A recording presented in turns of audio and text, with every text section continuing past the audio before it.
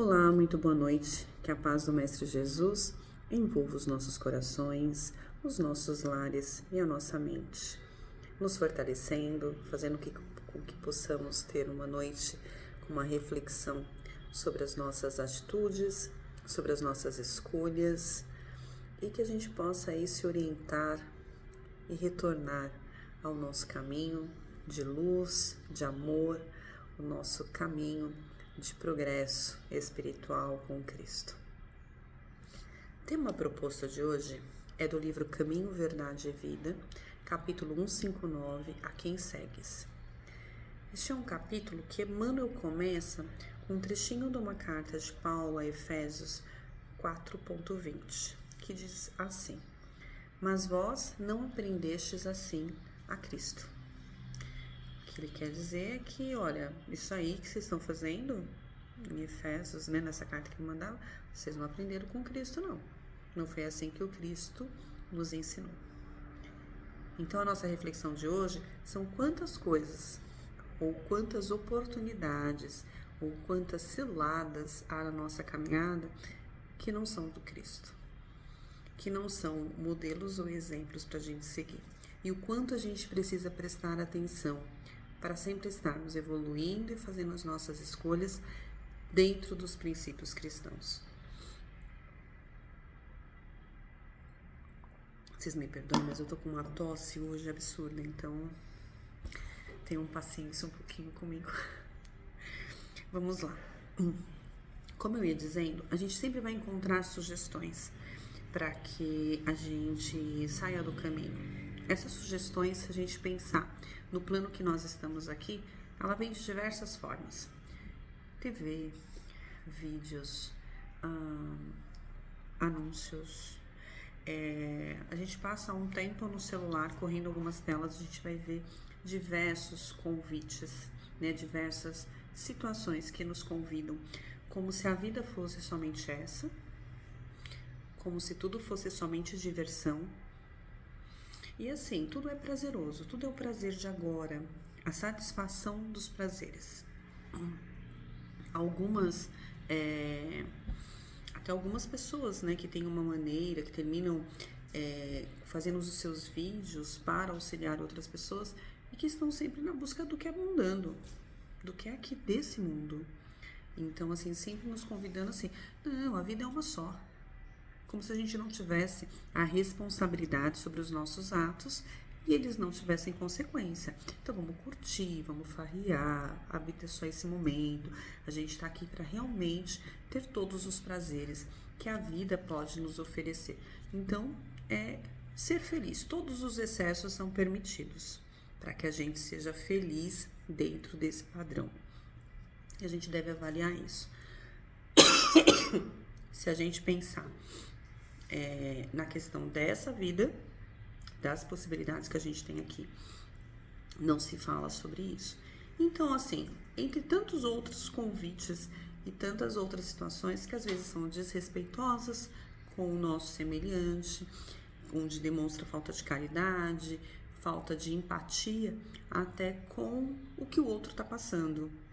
Então vira cenas de deboche, às vezes compartilhados, piadas, né, com um teor sempre muito ofensivo ou com um teor de exclusão, né, de pessoas. Então a gente percebe isso. Se a gente não prestar atenção, tem algumas pessoas que terminam achando isso normal e não é. É uma escolha, mas assim, a falta de respeito com as pessoas não pode ser considerada como algo normal. Bem, isso é um ponto. Se a gente pensar pelo ponto espiritual, é óbvio que existem espíritos e espíritos que não estão interessados nem um pouco de largarem os seus vícios, de largarem as suas tendências. Muitos deles podem estar nos acompanhando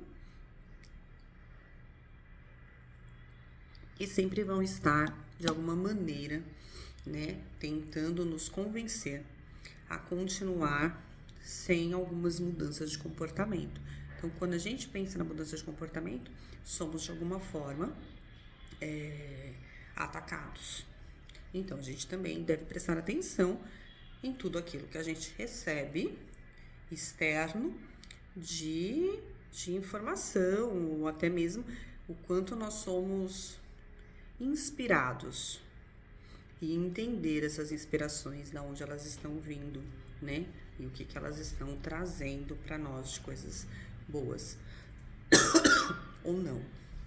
Se a gente for voltar aqui para o âmbito encarnados, vamos prestar atenção que o próprio Paulo passou por diversas dificuldades. Então, assim, em algumas cidades que ele foi fazer sua pregação, conta-se de pessoas que estavam ali, começaram a exaltar demais ele, né, em querer chamar a atenção, tirar a atenção do Cristo para a atenção do Paulo, e ele teve que fazer suas correções. Ele estava ali para falar do Cristo, não para falar dele. Ele estava ali para ensinar a doutrina de Jesus, não era a doutrina de Paulo, era a doutrina que ele tinha aceitado para a vida dele, que ele queria viver de acordo. Então não tinha nada a ver com ele. Mas olha da onde começa a surgir a vaidade, e isso vai trabalhando as pessoas. Então, o quanto ele também, de alguma maneira, foi atacado dessa forma. E aquelas pessoas que também diziam que iam ajudar, né? Que falavam, não, eu concordo com essa doutrina, a gente pode acrescentar um batismo, uma circuncisão, e trazia muitas coisas do judaísmo para dentro do cristianismo, do que ele estava pregando. E ele também teve que ali falar, não, a doutrina do Cristo está na simplicidade. Ela não tem rituais exteriores. A gente está falando de uma mudança de dentro para fora. Não de uma mudança que eu estou mostrando para as pessoas através de rituais, mas de uma mudança que eu estou fazendo em mim. E uma mudança no meu comportamento, na minha visão de mundo. Então era essa simplicidade, né, trazendo a simplicidade de Jesus ao alcance de todo mundo, e não só para quem quisesse fazer algum tipo de expressão ou algum tipo de movimento exterior para mostrar o outro com rituais. Também teve seus ataques dessa maneira. Então, assim, a gente sempre voltar para a base de Cristo. A gente sempre voltar para pensar no Cristo.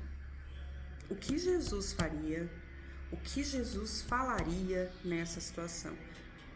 Então, assim, se a gente, no nosso comportamento, parar já para pensar e falar assim, nossa, isso que eu falei, se fosse Jesus, Jesus falaria isso? Já nos dá uma grande medida para a gente ver, às vezes, o quanto nós estamos fora da linha. O quanto nós estamos, né, muitas vezes devagando ainda no nosso ego, na nossa maneira de ver as coisas. E não estamos dentro do que a doutrina realmente, né, nos convida a fazer. Então, essa é uma situação para se pensar, né? O que Jesus faria? É o que eu fiz? Ele trataria dessa forma? Mas, Sandra, Jesus é Jesus. Sim. Mas quando Kardec perguntou aos espíritos se havia algum modelo para nós, os espíritos responderam sim. Que a gente olhasse para Jesus. Ele era o nosso modelo. E todo o trabalho, né, dentro do espiritismo, tudo que a gente vem aprendendo, é para que a gente se torne o quê? Os verdadeiros homens de bem.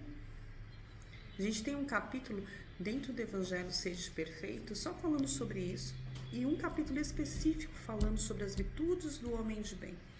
Então, quais são as virtudes que a gente ainda precisa trabalhar em nós? Caridade, que Jesus falava, humildade, desprendimento, né, dos bens materiais, justiça, bondade, benevolência, paciência, resignação, perdão das ofensas, fé raciocinada, disciplina moral, tolerância, indulgência. A gente tem que estar em um trabalho constante da nossa reforma. E todas essas virtudes nos levam a uma perfeição relativa, mas nos leva a melhorar tudo que é ao nosso redor. Quando eu olhei para o tema, me lembrei também de um outro capítulo que está dentro do Evangelho. Haverá falsos cristos e falsos profetas. Então, a gente pensar também que muitas vezes a gente começa, né, a servir a dois deuses, né, vamos dizer assim, né? Servir a Jesus, servir a Deus, servir a Mamon. né? Servir a espiritualidade, servir a matéria ao mesmo tempo. Existe até discussões que isso pode fazer sem que me afete a alma. Acho bem interessante essa colocação às vezes, né? Eu consigo, eu dou conta de tudo, eu tenho meu tempo para a espiritualidade, meu tempo, né, aos prazeres, às coisas que são do mundo. Acho que a gente preste muita atenção nisso tudo. Porque assim, às vezes são somente falsos profetas que a gente está acreditando. A gente está escolhendo dentro da internet, né? Algumas pessoas que a gente termina colocando um poder sobre elas, sobre a opinião delas e trazendo para a nossa vida e nos distanciando das bases muito importantes. A gente termina se distanciando e cai num sofrimento e numa ilusão. Porque não tem como a gente encontrar e buscar uma felicidade, buscar aquele reino dos céus que a gente fala, se a gente realmente não tiver com foco, né, de fazer o melhor aqui, nos transformando. Isso já nos faz feliz. Conseguir olhar o mundo com bondade, conseguir passar pelas nossas dificuldades sem culpar ninguém, sem ficar procurando, entendendo que é para o nosso crescimento, entendendo que não há injustiça, que as coisas acontecem dentro de uma justiça, dentro de uma necessidade de aprendizado, tudo isso nos torna mais felizes e nos torna mais fortes. Entender que a matéria, a gente não precisa sair correndo dela, mas que a gente deve lembrar que deixaremos ela aqui. E que tudo que é material pode auxiliar no progresso, pode auxiliar um irmão, pode nos auxiliar a ter mais conhecimento, a conquistar, né, mais conhecimento e conseguir dividi-los através de uma maneira de caridade, benevolência, em serviço ao outro, em instrução, em crescimento. Então, isso também nos traz muita felicidade. Não são só os prazeres mundanos, porque nós temos um corpo sim todo sensorial, mas não serão os excessos que vão nos trazer alegria. Muito pelo contrário, alguns excessos só nos trouxeram dor. Alguns excessos faz com que nós estejamos hoje onde estamos, ressignificando. Então, alguns comportamentos não foi o Cristo que ensinou. E a gente precisa colocar essa situação, né? A quem você segue? Porque você não aprendeu isso com o Cristo. Então, quando a gente está no nosso processo de reforma, você fala assim, nossa, eu só contei uma mentirinha. Foi Cristo que te ensinou a mentir? Não, não foi. Foi Cristo que nos ensinou a ter um coração tão duro? Com certeza não foi. A sermos, às vezes, tão ríspidos nas nossas respostas, na nossa vida? Certamente não foi. Cristo tinha autoridade, mas falava com amor. Então, a gente precisa pensar, porque esse é o nosso modelo. A gente precisa rever. Esta é a situação que vai nos trazer. Que a gente não prejudique a nossa paz por conta de situações externas. Que a gente não prejudique a nossa paz nos iludindo algumas coisas. Dentro de uma situação aqui de uma mitologia grega, né? Fala-se sobre Ulisses, que estava passando pelo mar e ele passaria por um local que falava-se de o canto da sereia. Ele orienta toda a sua tripulação a tampar os ouvidos e pede para ser amarrado no mastro. Se a gente pensar no mastro, o mastro tem um formato de cruz, para que ele não caísse numa tentação. A gente podia pegar esse exemplo dessa mitologia, até porque esse mastro nos faz lembrar muito sobre Jesus, e a gente pensar em agarrar sempre as nossas lutas, os nossos testemunhos e estarmos conectados com Cristo. E não nos deixarmos nos desviar sobre aquilo que nós sabemos que precisamos fazer. Não desviar o nosso caminho. Permanecer, persistir. Não deixar que nenhuma tendência possa vir até nós, nenhuma inspiração de espíritos que ainda estão em alguns vícios possa nos alcançar. Que a gente esteja conectado ao Cristo, para que a gente consiga perseverar e não perder de vista o nosso guia e modelo. Um grande abraço a todos, que essa reflexão aí possa a gente olhar sobre todas as escolhas que estamos fazendo hoje. Que o Mestre Jesus nos abençoe.